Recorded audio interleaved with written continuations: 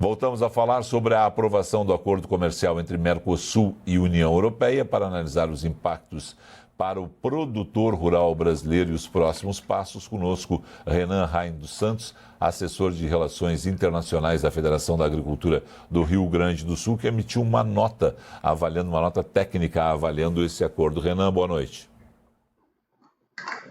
Boa noite, muito obrigado pela oportunidade de falar sobre esse tema bastante importante. Renan, do ponto de vista que era talvez o mais debatido, né, em função muito dos franceses. Os franceses reclamavam muito da situação envolvendo aí o produtor rural brasileiro e os benefícios que o produtor rural brasileiro poderia ter a partir de um acordo Mercosul-União Europeia. Do ponto de vista do produtor rural brasileiro, é um bom acordo o que foi fechado, onde, né, o Brasil ganha nesse acordo, se é que vai ganhar tanto assim.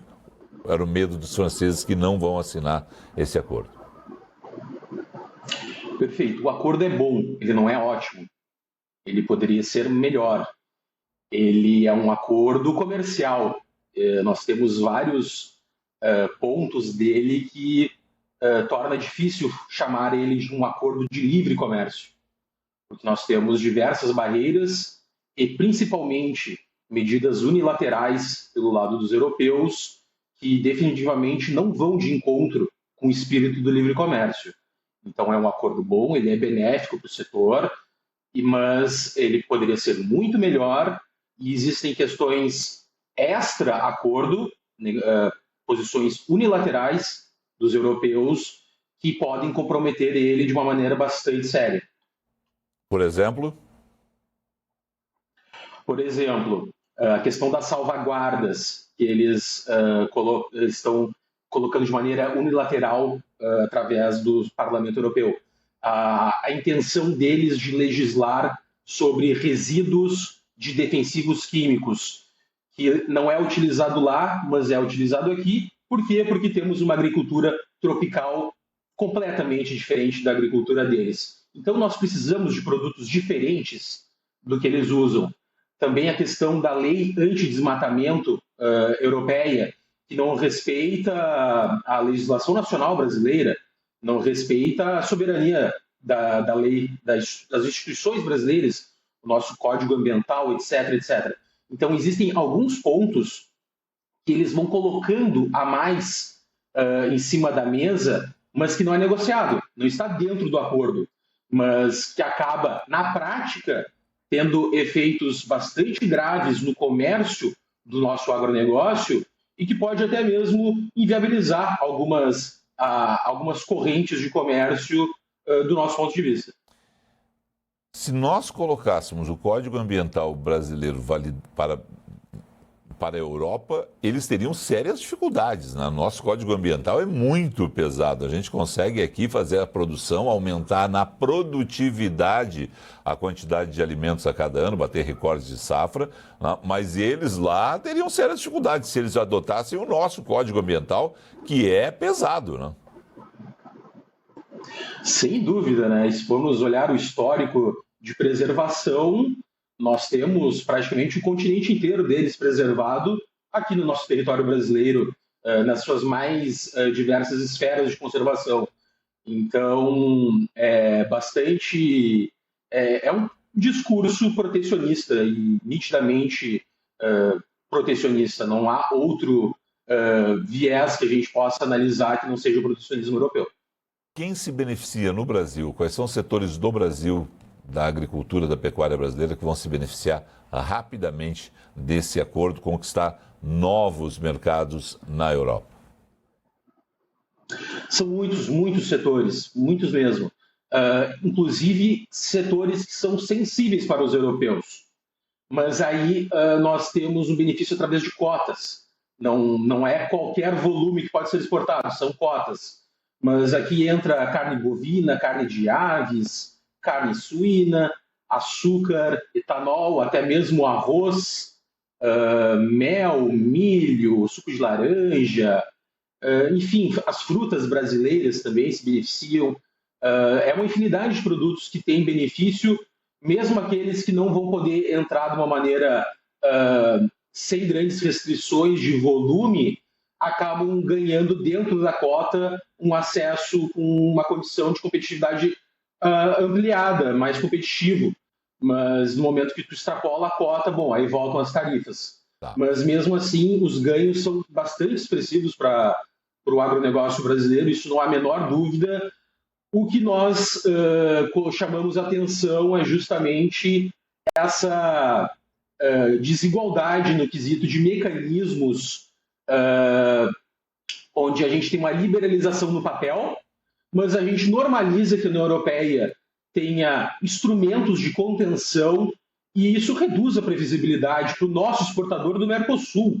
Então, nós ficamos com o ônus de operar sobre um risco adicional permanente, incerto, e que mês a mês surgem novas barreiras legislativas unilaterais do lado de lá. Tá, então é o seguinte, temos um acordo que vai ser assinado na próxima semana, só que esse acordo vai ter que ser negociado mês a mês, de tempos em tempos, porque há várias situações ainda, vou usar o termo em aberto. Tem a questão das cotas, tem a questão, essas todas aí de sazonalidade, dá assim para dizer? Eu diria que assim, não, o acordo a gente não negocia mais, o acordo está fechado. Sim. O problema não é o acordo, o problema são as leis europeias que eles constroem em paralelo ao acordo. Então eles conseguem ficar constantemente colocando novas barreiras e são unilaterais. E nós não estamos com reciprocidade fazendo barreiras semelhantes. Nós temos setores que serão prejudicados. E nós não estamos vendo reciprocidade nesse sentido de preservar esses setores como eles fazem. Por exemplo? Aqui no Rio Grande do Sul, muito forte o caso dos vinhos, que por mais que nós tenhamos vinhos de excelente qualidade e com excelente produção, vai ter uma enxurrada de vinhos europeus baratos que vão acessar o nosso mercado. A questão dos lácteos, os queijos, as manteigas, tem uma série de produtos que vai ter um acesso muito grande ao mercado nacional. E nós não estamos vendo por parte do nosso governo preocupação em ter mecanismos ou que nos protejam os nossos produtos da maneira que eles fazem, ou que garantam o acesso ao mercado europeu, apesar das medidas europeias. Tá. Só para ficar nessa questão, então, só me diz o seguinte, com relação, por exemplo, pegar lácteos do Uruguai, que está no acordo, vinhos da Argentina, vinhos do Brasil, da Argentina, do Uruguai, né? Qual é a situação? Nós podemos mandar vinhos para lá e eles têm lá como pegar e fazer barreira. O Uruguai, com os seus maravilhosos produtos lácteos, pode mandar os seus maravilhosos produtos lácteos e dizer, opa, mas na contramão de lá para cá, não tem barreira, não vai entrar com mais facilidade, esses produtos vindo de lá vão entrar com mais facilidade aqui? Não vai ter não tem uma equidade nessa troca aí? Da maneira que está exposta, nós não estamos colocando restrições além do acordo. Nós estamos jogando com o que é negociado. Nós negociamos com eles e estamos de acordo com essas concessões. Mas eles não. Eles fizeram concessões, negociaram com o Mercosul, mas eles criam mecanismos adicionais. Por exemplo, um produto que seja 8% mais barato do que o preço praticado na União Europeia, através das salvaguardas, poderá ter os benefícios tarifários suspensos. Ou um incremento na importação em relação ao que era antes do acordo de 8%, por parte dos europeus, um queijo, um vinho, que aumente 8%, eles também já podem abrir investigação para suspender essas tarifas, esse benefício tarifário do acordo. Então, eu acho que o recado é o seguinte, nós negociamos de boa fé, eles negociaram, mas agora eles vêm com medidas paralelas que vão contra o espírito do acordo de livre comércio. Acho que esse é o recado no fim do dia.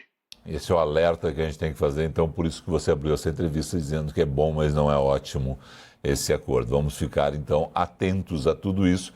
Você já disse, o acordo está fechado, mas esse é um assunto que tem que estar no radar permanentemente do governo do Brasil, do Uruguai e da Argentina com esses produtos que são produtos importantes para as economias do Mercosul.